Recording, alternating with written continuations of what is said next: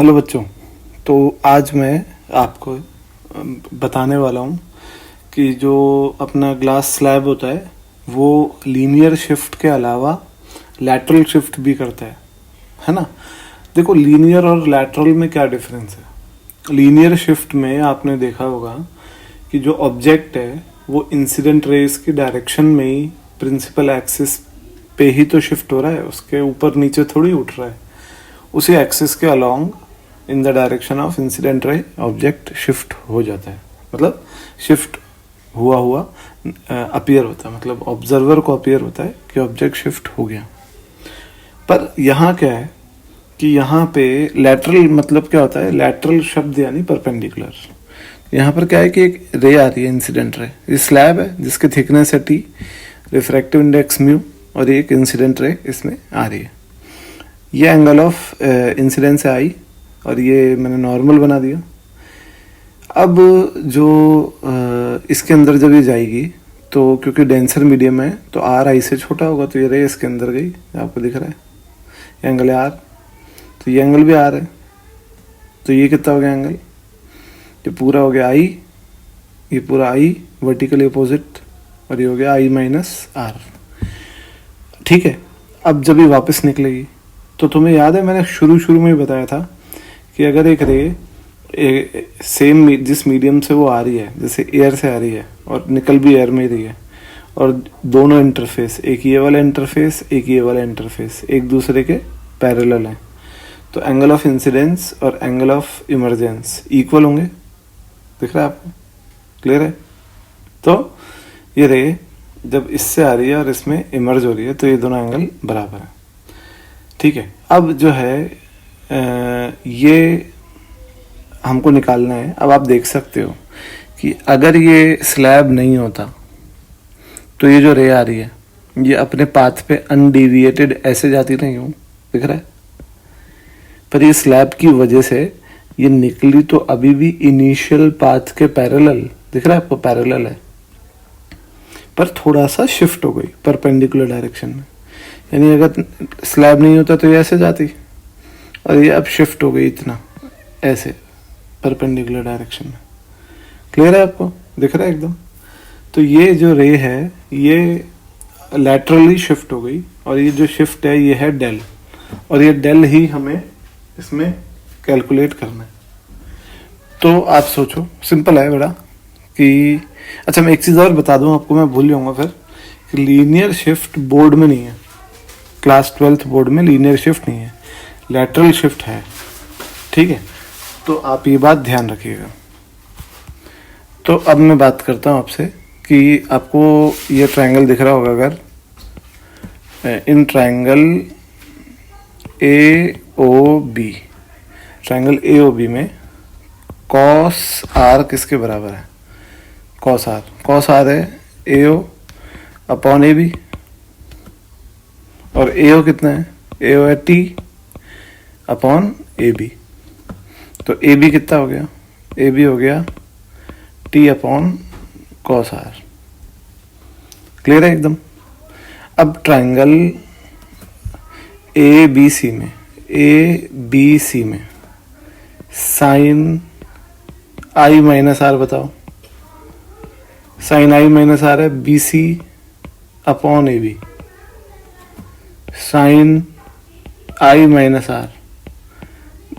ठीक है, बी सी कितना है डेल, और ए बी कितना है टी अपॉन कॉस आर।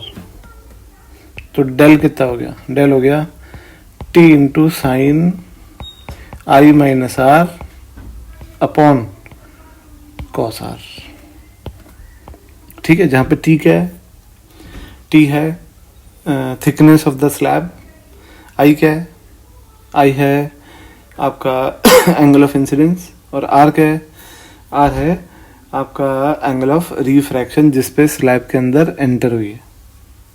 अब अगर एंगल छोटे हों, मैं अलग से लिख देता हूँ यहाँ पे कि फॉर स्मॉल एंगल्स, आपको पता है कि स्मॉल एंगल्स के लिए साइन थीटा थीटा ही होता है और कॉस थीटा 1 होता है। तो हो जाएगा T into I minus R upon 1। मतलब 1 को तो लिखने की आवश्यकता नहीं है, तो ये बन गया आपका डेल फॉर स्मॉल एंगल्स। ठीक है बच्चों, अब मैं आपको एक एग्जांपल देता हूँ इसका। तो एग्जांपल ये है, एग्जांपल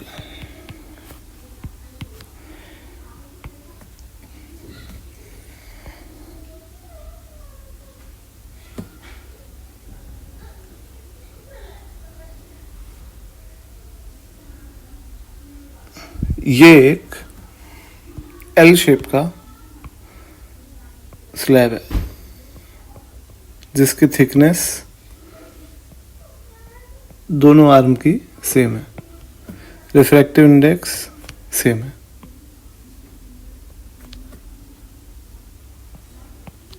ठीक है, अब एक रे आ रही है इसमें,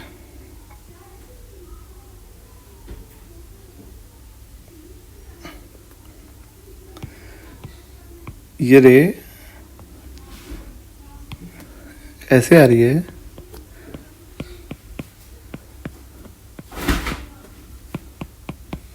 कि अगर ये रे अनडिविएटेड जाती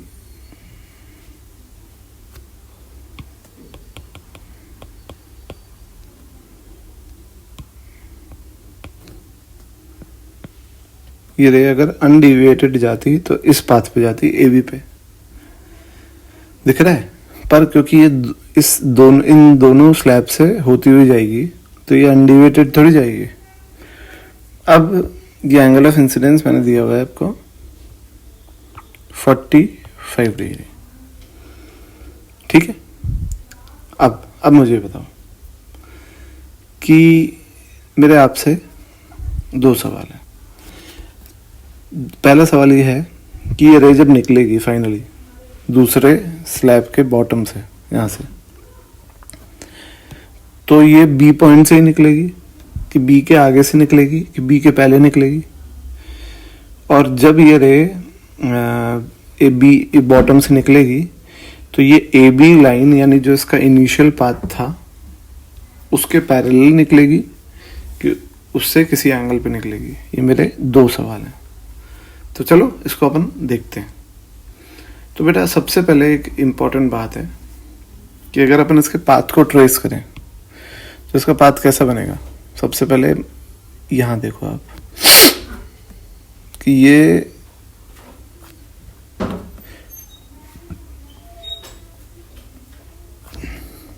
रे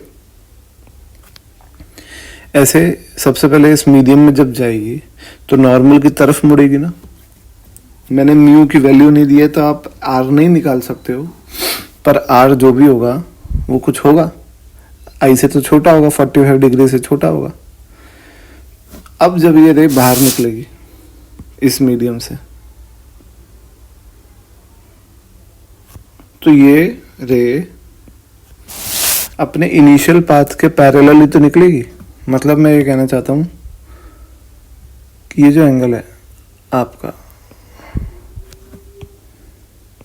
ये भी तो 45 ही होगा कि अगर एक रे एयर टू एयर में निकल रही है और दोनों फेसेस पैरेलल हैं तो एंगल ऑफ इंसिडेंस और इमर्जेंस इक्वल होते हैं।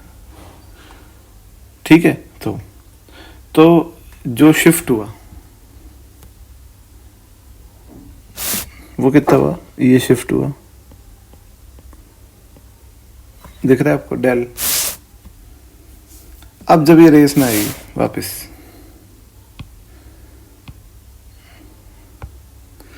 तो ये रे फिर से किधर मुड़ेगी, नॉर्मल की तरफ, और अब ये इसी लाइन पे जाएगी। अब सोचो आप, ये मुझे कैसे पता चला। अब मुझे एक बात बताओ, आप मुझे ये बताओ कि ये एंगल कितना है। सबसे पहले ये वाला,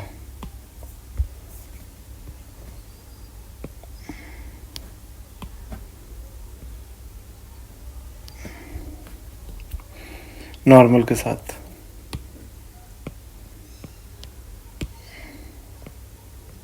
(45 डिग्री है मानते हो? सेम होगा, ठीक है। फिर ये इसमें जाएगी और निकलेगी कितने पे? वही